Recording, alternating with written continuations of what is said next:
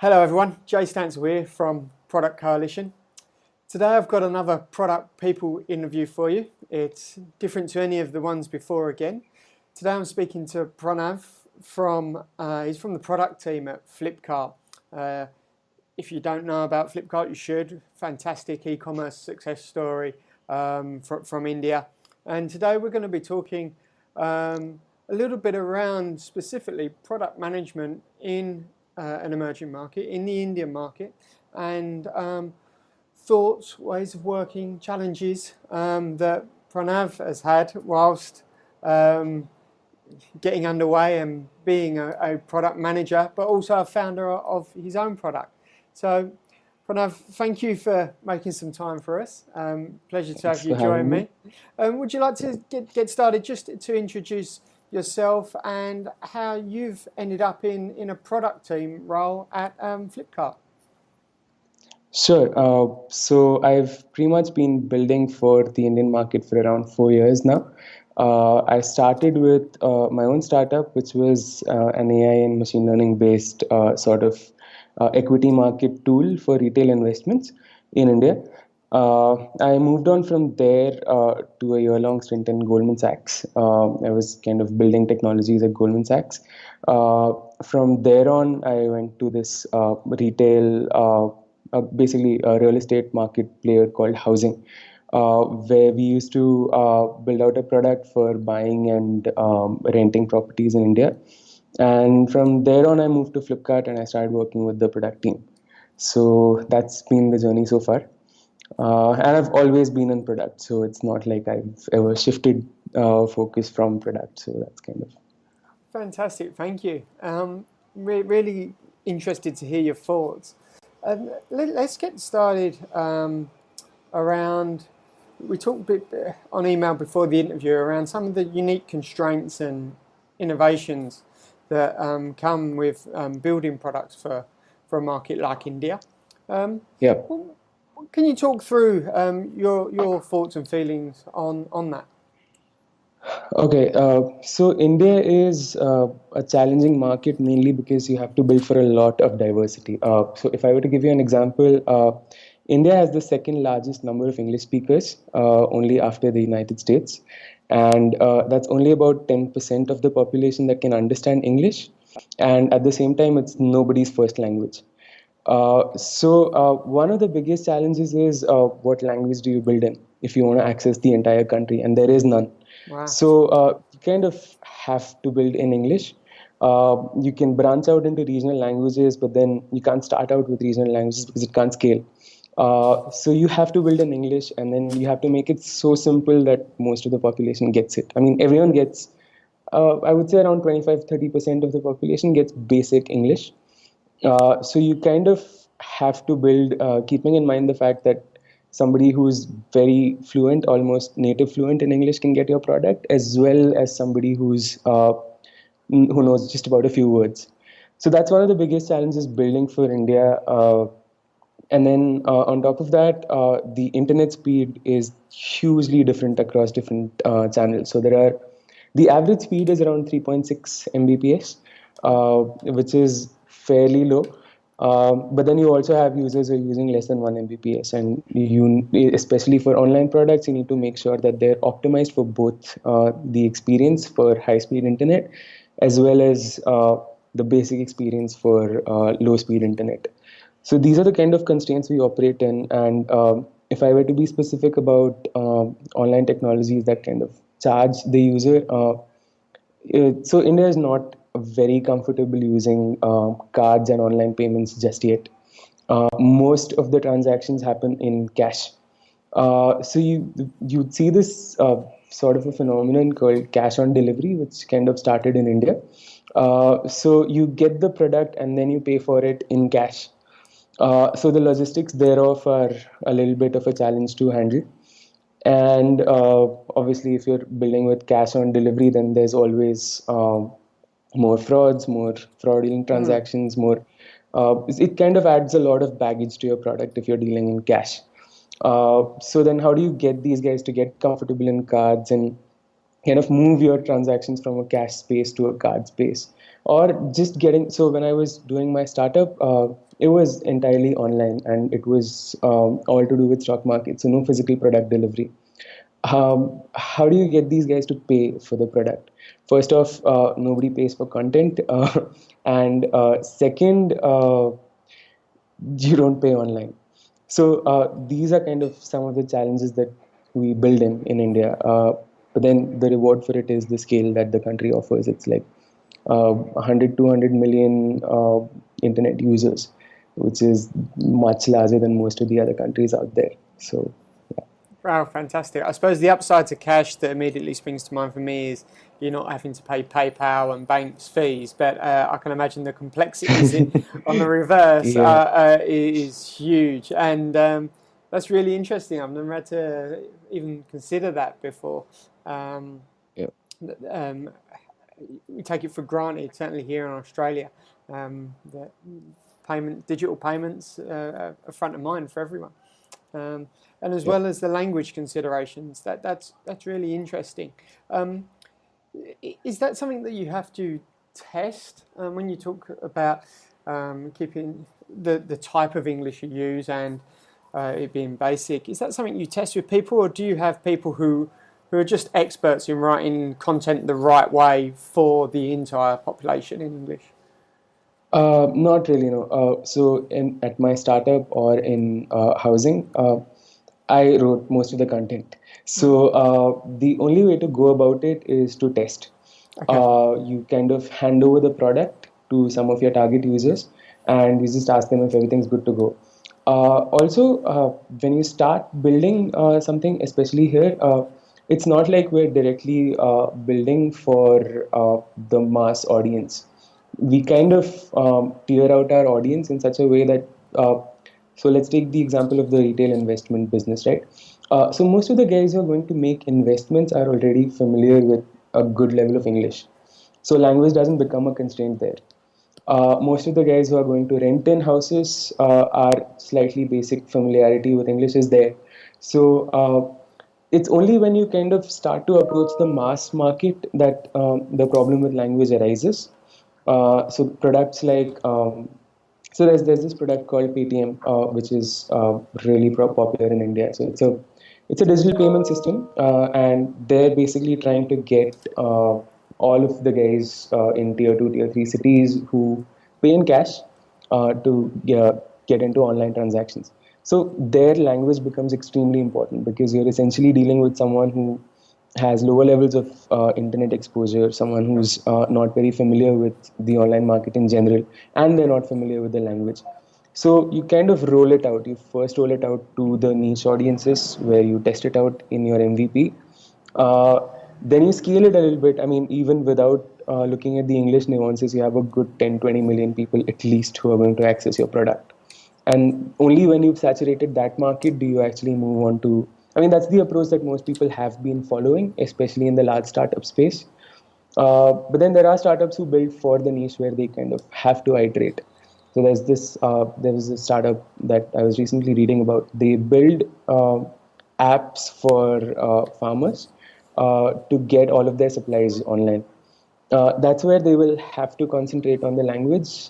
It has to be as text-free as possible. Yeah, wow, it's fascinating. It's really interesting. Can I ask you something I've just made a note of here? It relates to an article I read today around Facebook is obviously looking at providing a web that's free for everyone, but Yep. the downside to that is it looks like it'll be constrained to within Facebook. From a commercial aspect, what are your thoughts on that? All right. So I'm kind of going to segregate this whole net neutrality debate into two perspectives, right? One is how it impacts businesses, and the other is how it actually impacts people who don't have access to internet right now, Okay. right? So from a business perspective, it's a slightly scary thought, considering that Facebook is essentially going to control who can access internet. But really, for me, I've been in a background where I've kind of taken internet access for granted. So judging whether giving access to people who've not seen the internet yet is not a call that anyone who currently uses the internet can take. I mean, we have to first show these guys what internet is in order to later decide whether it needs to be free or not. So in that sense, I'm all for Facebook doing what it's doing, mainly because it kind of exposes an entire new population to the internet and to what it can do. So yes, there are a few downsides for businesses, but it's kind of a paradigm shift for the country. So I'm pretty excited about it. Okay, that's really interesting. Thank you. Um, when it comes to building a product for the Indian market, or for a product that exists in an alternate market and looking to enter the Indian market, what are some easy mistakes that you see either made often or made easily? So I'm going to give you an example that I got from Uber. So when Uber launched in India, they went with the whole luxury transportation system, right? So all of the cars that you would see on Uber were long SUVs, sometimes Mercedes, and it just didn't pick up at that point because the point is very high to balance. And in India, it was so taking a taxi in India before Uber came in and before the local businesses like Ola, which is now a huge startup, but Ola was just like tiny back then. And taking a cab was seen as something like a luxury. And Uber kind of tried to cash in on the luxury segment, which was what I believe a huge mistake because nobody was going to book a cab if you placed it in the luxury segment. So then Uber pivoted. They got smaller hatchback cars and they kind of opened up the model. They partnered with more drivers. So restricting access to a luxury segment, I believe, is one pitfall that should be avoided in India. Uh, Another is kind of underestimating the power of free. So India runs a lot on discounts on freeware, and there's a lot of competition in the market. So most of the companies would offer deep discounts, and if you kind of get into the spiral of discounting in India, then it's just a bottomless pit. So need to have a very strong, very well thought out revenue model, a very well thought out product which can adapt to the locals, because startups have risen and fallen because of the deep discounting model. So that's one more pitfall that I would say needs to be avoided. Okay, so when pricing a product, um, do you have to assume that discounting may need to come into it at some part and make sure that that's considered? Or are you saying try to stay clear of it completely, heavy discounting, otherwise you'll just keep going? So heavy discounting is going to be essential for a little part of your product journey, mainly because Okay. that's what's going to drive adoption, especially if your product is differentiated and not different. Uh, in that sense, if you want to stand out with competition, you will have to use discounting to at the initial phases, but then you should quickly move on to a more sustainable revenue model. Okay, fantastic. I would like to talk through a little bit around a specific part of your experience, AI and machine learning. Yeah. It's a hot topic right now. It has been for the last 12 months specifically. Um, Yep. can you talk about what for some product managers this is probably something they're going to have to look at understanding a lot more in if not the months, the years ahead, if they don't Mhm. already. Could you talk a little bit around your experience with that technology and what you learned as a product manager? So one of the most important things that I learned while working on AI is that it's not that complex. Product managers can very easily understand AI and machine learning regardless of their background. And they should because it helps shape your product a lot. So when I was building at the financial services space, a lot of the AI was initially thought of to be very complex.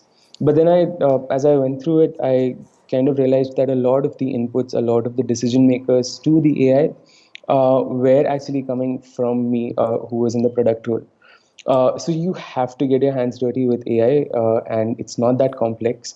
It's very easily manageable, at least the basics. And if the product manager kind of understands AI and data a little bit, the product gets a much sharper focus. If you leave just engineering to build an AI product, it kind of becomes very heavy on the users. But if the product manager is involved, it kind of maintains a simple, agile data model. It's very easily scalable. It fulfills every requirement of your users. I mean, I wouldn't say tech comes second, but the user requirements should always come first. And that's why the product manager needs to actively understand AI so that you understand what your users need. Brilliant. Is it one of those technologies where it's the best way to learn it and understand it is to get your hands on it as opposed to trying to do a course online around AI? So I started with an online course, but Okay. I would really say code out a neural network, code out a basic neural network. Yep. It's not that difficult. It's all in MATLAB, it's all in Octave, any of these open source softwares, and it's really almost as simple as drag and drop. It's just mathematics a little bit that you need to understand. You don't even need to code that much. But if you've coded a neural network, you understand it completely. So I would say anyone who's starting out in neural nets or AI should code. Brilliant. Okay. Great to know. I'd like to change focus a little bit around ways of working for you personally as a product manager. Um, what is it that you find works really well for you for building and maintaining a product as best you can? And where do you see sort of your focus changing maybe in 2017? Okay, so I usually work in two stages whenever I'm building my product. Let's around 20 to 30% of my time as a product manager is completely mine.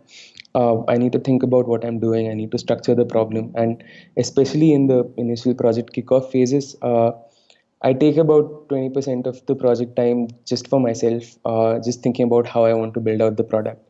And then I usually tend to open up. I make a product requirement document, and I tend to open it up for questions to anyone in the team, and if possible, anyone outside of it. And that I believe works very well for me. It's a very good feedback loop, sort of, where everyone's asking questions, and even if the question is completely irrelevant, completely off topic, it usually adds another dimension to your product document. Uh, it's probably something that the engineers will not easily understand. It's probably something that design needs more clarity on. But as long as you open the floor up for questions, it kind of gives me at least a lot of new ideas. It structures my document a little bit more. And once this is concretized is when I get into the project management pieces, kind of ensuring that engineering has everything that they need, design has everything that they need. That is typically around 40 to 50% of my project time. And the last 20-30% is all about testing. So I've had a team for testing out my products almost everywhere I've worked so far, but I also sit and test a lot. uh, because there are some things that from a UX perspective you would understand only if you test out the product yourself, and this is not something that your testing team is going to come and say. Like, they're not going to tell you that this flow is complex. You kind of need to know it yourself. uh, so yeah, that's about how I split my Okay. time as a product manager.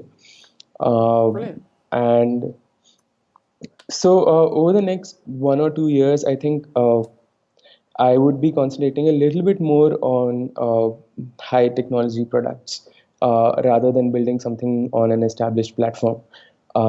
In the sense of, I want to get back into my AI or machine learning, language processing, all of that, because I think really interesting products can come out of it. And there's one project of mine that I've been working on that I'm very fond of. Uh, so the premise is that language is not necessary to operate an app or a website. So then, how do you teach someone to use a website? One of the best methods that I've found works is feedback. So it's come to think of it, it's actually how we all learn language, in the sense that the first language that you picked up has been through feedback. Somebody said run, and then they started running. That's how you know the activity associates with the word. and kind of extrapolating that on a much simpler, much more user-friendly way to teach people how to use an app without language. It's massive. It's I don't know if it'll work, but that's what I'm exploring right now. Fantastic, exciting.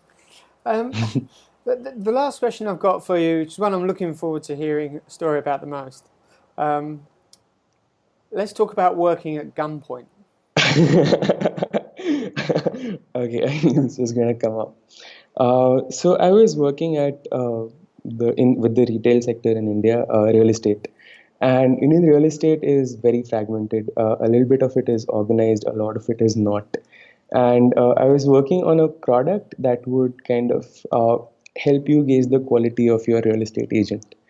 And obviously it doesn't fare well with all real estate agents. So I kind of I was at my office, I was working, and I kind of get a call from one of my sales reps saying, dude, listen, I am sitting here at gunpoint. There's a gun right in front of me. This real estate agent really wants you to pull back the product, and you need to talk to him. And I was like, okay, can give Wow. me the try and negotiate here. And so we kind of got our sales rep out. I stepped in. I talked to the real estate agent. I'm like, you're not doing very bad with this whole rating thing. You might want to try it out for a month or two. Kind of got the initial buy-in from him, and then from there on, we had enough adoption that gunpoint wasn't really scary anymore. But yeah, Wow. it was very scary. But yeah, that Yeah. that kind of No, there's builds not many your. frameworks or methodologies you can apply for handling that situation. Yeah, So well done yeah. for getting through that.